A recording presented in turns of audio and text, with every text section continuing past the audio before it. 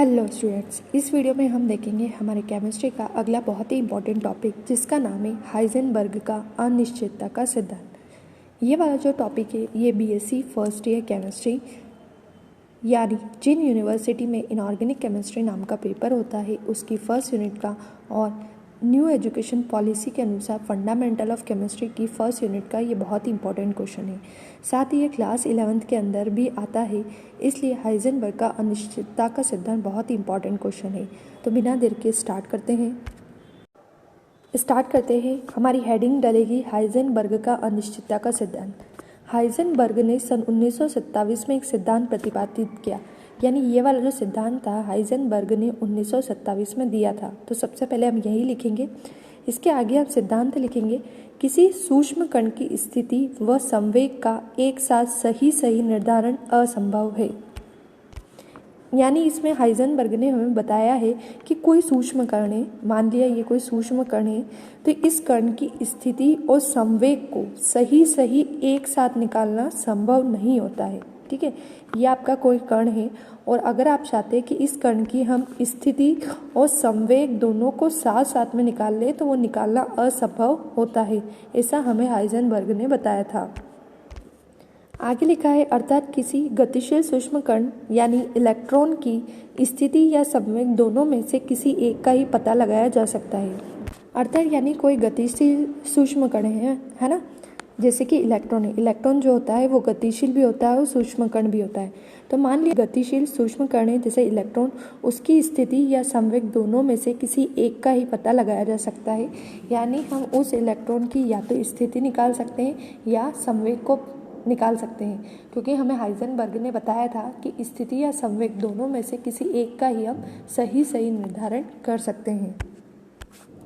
आगे लिखा है, यदि हम किसी एक को निश्चितता के साथ ज्ञात करें तो दूसरे में अनिश्चितता आ जाएगी। इसमें यही लिखा है कि यदि आप किसी एक को निकालने जाओगे, मान लिया अगर आप स्थिति को निकाल रहे हो तो वो तो निश्चित निकल जाएगी लेकिन उसका संवेग नहीं निकलेगा। या फिर अगर हम उसका उल्टा करें, अगर हम संवेग को निश्चित निकालने के प्रयास करें तो हमारी संवेग निकल जाएगा लेकिन स्थिति क्या हो जाएगी, अनिश्चित हो जाएगी। यानी उसका मतलब यही था कि जो गतिशील सूक्ष्म कण है जैसे आपका इलेक्ट्रॉन है, उसकी दोनों चीज़ों को साथ साथ निकालना असंभव है। या तो आप स्थिति निकाल सकते हैं या आप संवेग निकाल सकते हैं। आगे उन्होंने लिखा है कि मान ले कि स्थिति की अनिश्चितता डेल एक्स है तथा संवेग की अनिश्चितता डेल पी है तथा एच प्लांक स्थिरांक है। माना हमने स्थिति की अनिश्चितता कितनी है, डेल एक्स है, और संवेग की अनिश्चितता कितनी है, डेल पी है, और एच जो है ये प्लांक स्थिरांक है। तो इनका यूज़ करके हाइजेनबर्ग ने हमें एक फार्मूला दिया जो अब हम देख रहे हैं। हाइजेनबर्ग के अनुसार फार्मूला हो जाएगा del X dot del P greater and equal H upon 4 pi. यानी यहाँ पर हमको डेल एक्स और डेल पी की वैल्यू का अगर मल्टीप्लाई करते हैं यानी गुणा करते हैं तो वो वैल्यू ग्रेटर और इक्वल होगी किसके, एच अपॉन 4 पाई के। तो ये हाइजेनबर्ग का फॉर्मूला हमें याद रखना है, del X dot del P greater और इक्वल एच अपॉन 4 पाई। इस फॉर्मूले से हमें समझ में आ रहा है कि यदि स्थिति और संवेग दोनों की राशियों का अगर हम गुणनफल करते हैं तो वो गुणनफल जो आएगा वो एच अपॉन 4 पाई के इक्वल भी आ सकता है और ग्रेटर भी आ सकता है। तो बस लास्ट में यही लिखा हुआ है। आगे लिखा है, कण की स्थिति को परिकलित करना होता है। यदि हमें किसी कण की स्थिति को निकालना है, कि स्थिति को हम कैसे डिनोट कर रहे हैं, डेल एक्स से, तो डेल एक्स को हम बहुत सूक्ष्म कर देंगे तो हमारा डेल पी का मान बढ़ जाएगा। यानी अगर हम स्थिति निकालने जाएंगे जो कि हमारे डेल एक्स है तो हमारा डेल पी का जो मान होगा वो बहुत ही ज़्यादा बढ़ जाएगा, यानी वो अनिश्चित हो जाएगा। यानी स्थिति निकालने पर संवेग अनिश्चित हो जाएगा। देखो इसको हम ऐसे भी समझ सकते हैं, ये लिखा है देखो, अगर आप डेल एक्स को निकालने जाओगे तो डेल पी का मान क्या होगा, अनिश्चित हो जाएगा।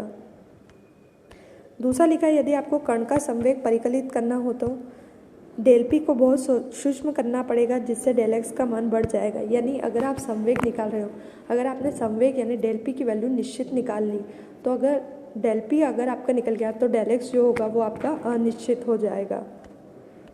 यानी अगर आप डेल पी निकालने जाओगे तो आपकी जो स्थिति है जो डेल एक्स है वो अनिश्चित हो जाएगा। तो यही बताया था हमें हाइजेनबर्ग ने कि स्थिति और संवेग का जो गुणनफल होता है वो h/4 के ग्रेटर यानी h/4 के बराबर हो सकता है या उससे बड़ा होता है। अगर हम स्थिति निकालते हैं तो संवेग अनिश्चित होता है, यदि हम संवेग निकालते हैं तो स्थिति अनिश्चित होती है। तो आई होप आपको हाइजेनबर्ग का अनिश्चितांक का सिद्धांत समझ में आ गया होगा। अब हम आपसे मिलेंगे नेक्स्ट टॉपिक के साथ। अगर आपको वीडियो पसंद आया तो लाइक करें, सब्सक्राइब करें और शेयर करना ना भूलें। इसी तरह आप हमसे जुड़े रहिए ताकि हम आगे के टॉपिक पे आपके लिए लाते रहेंगे। Thank you.